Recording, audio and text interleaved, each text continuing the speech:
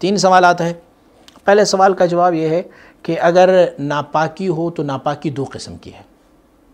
ایک جو ہے اس کو جیسے حالت جنابت ہے یا کسی خاتون کو حیض یا نفاس کی بیماری ہو یا وہ صورت، اگر حیض یا نفاس یا پھر اس کے علاوہ جنابت والی ناپاکی کی حالت ہو تو اس صورتحال میں قرآن عظیم الشان کے الفاظ کو بقول فقہا آدھی آیات یا پھر پوری آیت کو نہیں پڑھنا چاہیے۔ یہ ناپاکی کی حالت میں ہاتھ تو بالکل ہی نہیں لگائیں۔ لا یمسہ الا المطہرون کی جو آیت شریف ہے وہ اسی زمرے میں آیا ہوا ہے کہ قرآن عظیم الشان کے اس مصحف کو، ان کلمات کو باوضو ہو کے چھونا پڑتا ہے۔ لیکن کچھ حالتیں ایسی ہیں کہ جس میں سے ہمیں چھونا اور پھڑنا دونوں ممنوع قرار دیا گیا ہے، جیسے حالت حیض یا حالت نفاس یا حالت جنابت ہو۔ اس صورتحال میں نہ قرآن عظیم الشان کو ہاتھ لگایا جا سکتا ہے، نہ پھر اسے زبانی پڑھا جا سکتا ہے۔ ایک ہے بغیر وضو کے، جو ان جیسے ناپاکی کی حالت نہ ہو جو میں بیان کر چکا ہوں، صرف وضو نہیں ہے کسی بندے کا، تو ان کے لیے حکم یہ ہے کہ وہ قرآن عظیم الشان کو ہاتھ نہیں لگا سکتے، اسے چھو اور مسا نہیں کر سکتے، بقیہ ان کے قرآن عظیم الشان کو وہ پڑھ سکتے ہیں زبانی، پوری آیت بھی پڑھ سکتے ہیں قرآن عظیم الشان کی، بلکہ پوری پارے کو، ایک سورے کو، پورے قرآن عظیم الشان بھی وہ پڑھ سکتا ہے،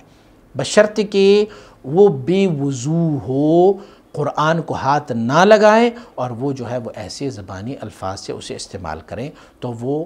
پڑھ سکتے ہیں۔ دوسرے سوال کا جواب یہ ہے کہ آپ نے پوچھا ہے کہ اگر دوران نماز ایک بندہ امام کے پیچھے کھڑا ہے اور اسی صورت میں وہ بے وضو ہو گیا تو کیا وہ اپنی نماز کو پورا کریں گے یا نماز کو جا کے وضو کر کے دوبارہ سے اس نماز کو پڑھ دینا چاہیے؟ بہتر طریقہ یہ ہے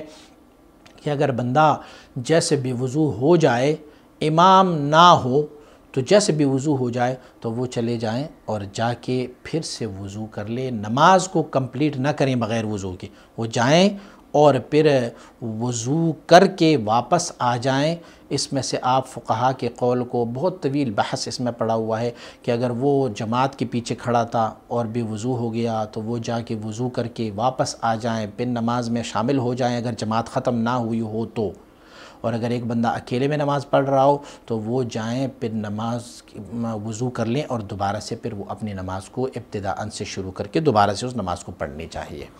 تیسرا سوال آپ کا پوچھا گیا ہے کہ آپ نے پوچھا ہے کہ اگر امام کے پیچھے ایک بندے کو سہوا ہو گئی تو کیا وہ سجدہ سہوا کریں یا نہ کریں؟ تو امام کے پیچھے اگر ایک بندے کو سہوا ہو گئی نماز میں تو اس پر کوئی سجدہ سہوا لازم نہیں ہے۔